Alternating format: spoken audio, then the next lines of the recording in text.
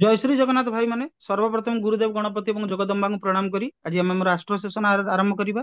आज आम गोटे गोटे ओभर बार्ड साइ भ्यू दबा जे शनिश्चर महाराज जो एबे गोचर करिया जाउछंती ट्रांजिट करिया जाउछंती से विषय आम गोटे बार्ड साइ भ्यू दबा।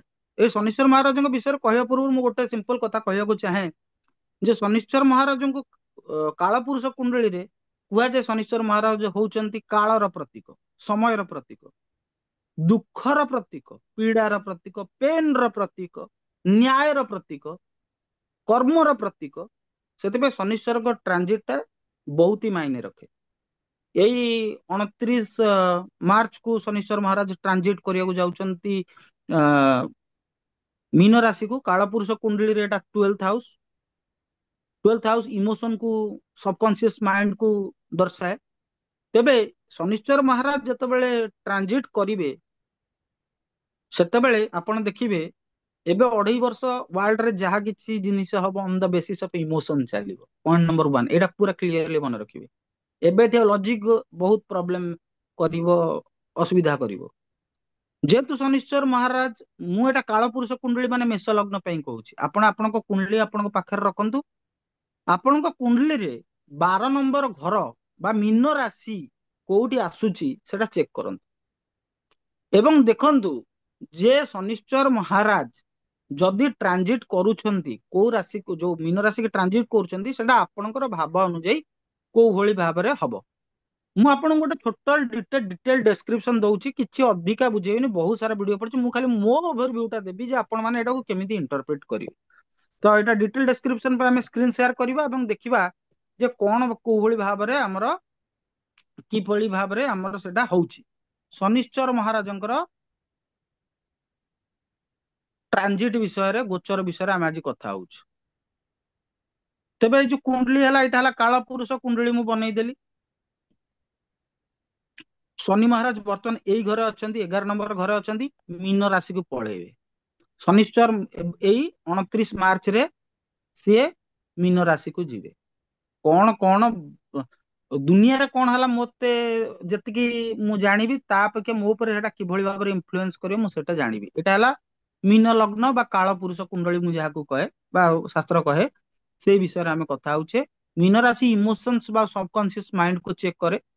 ତେଣୁ ମୀନ ରାଶିରେ ଯେତେବେଳେ ଶନିଶ୍ଚର ମହାରାଜ ଯିବେ, ସବୁ କର୍ମ, ଯେହେତୁ ଶନିଶ୍ଚର ମହାରାଜ କୋଉ କୋଉର କାରକ ନା କର୍ମର କାରକ, ନ୍ୟାୟର କାରକ, ଆଉ ଦୁଃଖର କାରକ, ପୀଡାର କାରକ, ଆଉ ଆଉ କଣ ରହିଲା, ସମୟର କାରକ, ଆଉ ରୋଗର କାରକ। ତେଣୁ ଶନିଶ୍ଚର ମହାରାଜ ଯେତେବେଳେ ଯିବେ ମୀନ ରାଶିକୁ, ଶନିଶ୍ଚର ମହାରାଜଙ୍କର ସ୍ପେଶାଲ ଦୃଷ୍ଟି ଦିଟା ଅଛି। ଗୋଟେ ହେଲା 3 ନମ୍ବର ଦୃଷ୍ଟି, ଗୋଟେ ହେଲା 7 ନମ୍ବର ଦୃଷ୍ଟି। ଶନିଶ୍ଚର ମହାରାଜ ଯୋଉ ଭାବରେ ବସନ୍ତି ସେ ଭାବକୁ ବୃଦ୍ଧି କରନ୍ତି। ଗୁରୁଦେବ ଯୋଉ ଭାବରେ ବସନ୍ତି, ଗୁରୁଦେବ ବୃହସ୍ପତି ଯୋଉ ଭାବରେ ବସନ୍ତି ସେ ଭାବକୁ କ୍ଷୟ କରନ୍ତି। ସେଇଟା ଗୋଟେ ପ୍ରବାଦ ଅଛି, ସେଟାକୁ ଡିଟେଲି ଭଲସେ ଇଣ୍ଟରପ୍ରିଟ କରିବାକୁ ଗଲେ ଭାବକୁ ବୃଦ୍ଧି କରନ୍ତି। ସେ ଭାବର କାରକ ତତ୍ଵରେ ଶନିଶ୍ଚର ମହାରାଜ ବୃଦ୍ଧି କରନ୍ତି। ତେଣୁ ଯେତେବେଳେ ଶନିଶ୍ଚର ମହାରାଜ ମୀନ ରାଶିକୁ ଗଲେ, ତାଙ୍କର ତୃତୀୟ ଦୃଷ୍ଟି ପଳେଇଲା ସେକେଣ୍ଡ ହାଉସ ବା ବୃଷ ରାଶିକୁ। କାଳପୁରୁଷ କୁଣ୍ଡଳୀରେ ବୃଷ ରାଶି କୁ କଣ କୁହାଯାଏ ନା କୁଟୁମ୍ବ, ବାଣୀ, ଧନ, ଏଇ ସବୁର ଜେନେରାଲି କାରକ। ତେଣୁ ଶନିଶ୍ଚର ମହାରାଜ ଯେତେବେଳେ ଟ୍ରାନଜିଟ କରିଯିବେ, ଏଇ ଯୋଉ ରୋଷ୍ଟିଂ ଭିଡିଓ ଚାଲିଛି ସଂସାରରେ, ବର୍ତ୍ତମାନ ରୋଷ୍ଟିଂ ହଉଛି, ଭାଷା ଭାଷା କହିକି ଭିଡିଓ କହୁଛନ୍ତି, ଯାହାର ମେଷ ଲଗ୍ନ ହେଇଥିବ ସିଏ ସବୁବେଳେ ଚେକ୍ କରିବ। କିନ୍ତୁ କଥା ମୁଁ ମାପିଚୁକି ନ୍ୟାୟକାର ନ୍ୟାୟ ଭଳି କଥା କହେ। ଯଦି ଓଲଟା ମଲଟା କଥା କହିବ ତାହେଲେ ତାକୁ ପ୍ରୋବ୍ଲେମ ଆସିଯିବ ଏଇ ଗୋଟେ ବର୍ଷ। ତମ କୁଣ୍ଡଳୀ ହିସାବରେ 2 ନମ୍ବର ରାଶି ଯୋଉଠି ପଡୁଛି, ଧର କାର ଧନୁ ଲଗ୍ନ ହେଇଗଲା, ଧନୁ ଲଗ୍ନରେ 1 2 3 4 5 6 6 ନମ୍ବର ହାଉସ କୁ ଶନି ଦେଖିବେ ତୃତୀୟ ଦୃଷ୍ଟିରେ। ତାହେଲେ ତମେ ରୋଗ, ଋଣ ଆଉ ଶତ୍ରୁଙ୍କ ମାମଲାରେ ତମେ ଆଳସ୍ୟତା ମାନେ ଦେଖିବ ନାହିଁ, ଆଳସ୍ୟତା ଦେଖିବନି। ତେଣୁ ଶନିଶ୍ଚର ମହାରାଜ ଯୋଉ ଯୋଉ ଭାବକୁ ଦେଖିଲେ, ଯୋଉ ଯୋଉ ଜିନିଷକୁ ଦେଖିଲେ, ଆପଣ ମାନେ ଗୋଟେ ଜିନିଷ ମନେ ରଖିବେ, ଶନିଶ୍ଚର ମହାରାଜଙ୍କର ସ୍ପେଶାଲ ଦୃଷ୍ଟି ଅଛି କଣ 3 ଆଉ 10, ସେ 3, 7, 10 କୁ ଦେଖନ୍ତି।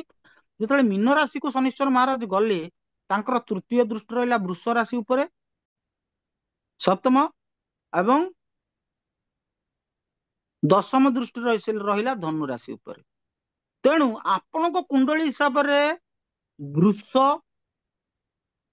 କନ୍ୟା ଏବଂ ଧନୁ ରାଶି କୋଉ କୋଉ ଭାବକୁ ରୁଲ କରୁଛି ଏବଂ ସେ ଭାବର କାରକ ତତ୍ଵ କଣ, ସେଇ ଜିନିଷ ଉପରେ ଆପଣ ସଜାଗ ହେଇଯାଆନ୍ତୁ। କାରଣ ସେଇ ରେଜଲ୍ଟେଡ ଜିନିଷର ଆପଣଙ୍କର ନ୍ୟାୟ ହେବାକୁ ଯାଉଛି, କର୍ମଫଳ ମିଳିବାକୁ ଯାଉଛି। ଏବଂ ଯଦି ଆପଣ ଧର୍ମରେ ଅଛନ୍ତି ତାହେଲେ ଆପଣଙ୍କର ପ୍ରୋବ୍ଲେମ ହେବ ନାହିଁ। ଯଦି ଆପଣ ଅଧର୍ମରେ ଅଛନ୍ତି ସେଇ ରିଲେଟେଡ ପ୍ରୋବ୍ଲେମ ଆପଣଙ୍କୁ ହେବ ହିଁ ହେବ, ଏବଂ କର୍ମଫଳର ହିସାବ ହବ। କାରଣ ଶନିଶ୍ଚର ମହାରାଜ 2.5 ବର୍ଷ ରେ ଗୋଟେ ରାଶି ଚେଞ୍ଜ କରନ୍ତି, 2.5 years, ଏବଂ ସେ ସ୍ଲୋଲି ଫଳ ଦିଅନ୍ତି। ମୁଁ ଏବେ ମେଷ ଲଗ୍ନ ବିଷୟରେ କହୁଛି, କାଳପୁରୁଷ ବିଷୟରେ କହୁଛି, କାଳପୁରୁଷ କୁଣ୍ଡଳୀ ବିଷୟରେ କହୁଛି। ଆପଣଙ୍କ ଲଗ୍ନ ଯାହା, ଆପଣଙ୍କ ଲଗ୍ନରେ ବୃଷ ରାଶି କୋଉ ଭାବକୁ ରୁଲ କରୁଛି, କନ୍ୟା ରାଶି କୋଉ ଭାବକୁ ରୁଲ କରୁଛି, ଧନୁ ରାଶି କୋଉ ଭାବକୁ ରୁଲ କରୁଛି, ସେଇଟା ଆପଣ ମାନେ ନିଜେ ଦେଖିଦିଅନ୍ତୁ। ଏଇ 3ଟା ରାଶି ଯୋଉ ଭାବରେ ଆପଣଙ୍କର ପଡିବ, ସେଇ ହାଉସ ରିଲେଟେଡ ଆପଣ ଆଳସ୍ୟ କରିବେ ନାହିଁ। କଲେ ମାନେ ପ୍ରୋବ୍ଲେମ ଫେସ୍ କରିବେ, ଡ୍ୟୁଟି ବାଉଣ୍ଡ ରହିବେ,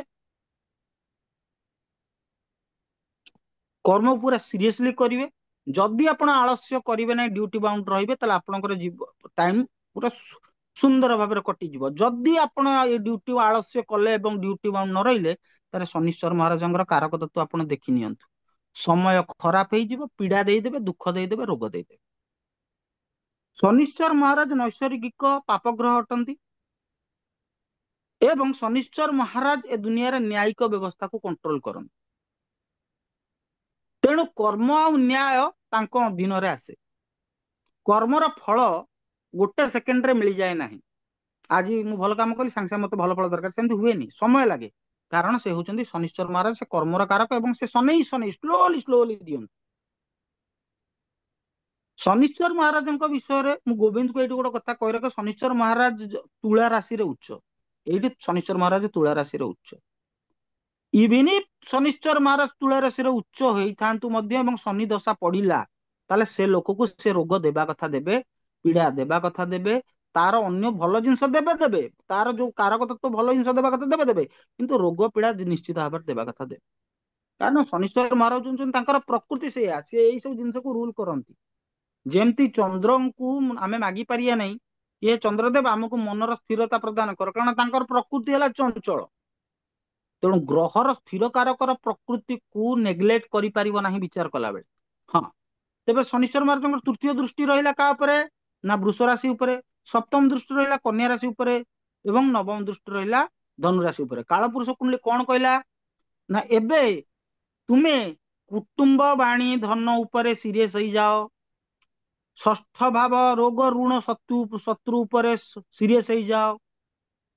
ଏବଂ ଧନୁ ଗୁରୁଦେବଙ୍କ ରାଶି, ଗୁରୁ ଧର୍ମ ପରମ୍ପରାକୁ ନେଇ ସିରିୟସ ହେଇଯାଅ। ଯଦି ଆପଣ ମାନେ ଏଇ 6, 7, 9ଟା ଜିନିଷ ଉପରେ ସିରିୟସଲି ଜୀବନକୁ ଧରି ରଖି ଚାଲିବେ, କଣ କଣ, ନା କୁଟୁମ୍ବ ବାଣୀ ଧନକୁ ଧରି ରଖି ଚାଲିବେ, ରୋଗ ଋଣ ଶତ୍ରୁଙ୍କ ଉପକୁ ଆଳସ୍ୟ ନ କରିକି ତାଙ୍କର ଟାଇମଲି ମୁକାବିଲା କରିବେ, ଏବଂ ପ୍ରତିଦିନ ଗୁରୁ ଧର୍ମ ଏବଂ ପରମ୍ପରାକୁ ମାନିକି ଚାଲିବେ, ତାହେଲେ ଇଏ ଶନି ଟ୍ରାନଜିଟ ଆପଣଙ୍କ ପାଇଁ ବେଷ୍ଟ ରହିବ, ଯଦି ଆପଣଙ୍କର ମେଷ ଲଗ୍ନ ହେଇଥାଏ। ତେବେ ଆଜିର ସେସନରେ ଆମେ ଜାଣିଲେ ଶନିଶ୍ଚର ମହାରାଜଙ୍କ ଟ୍ରାନଜିଟ କଣ ଅଛି, କିଭଳି ଭାବରେ ତାକୁ ଡିଲ୍ କରିବାକୁ ହବ। ଆଳସ୍ୟକୁ ଛାଡନ୍ତୁ, ଗୁରୁ ଧର୍ମ ପରମ୍ପରାକୁ ମାନନ୍ତୁ।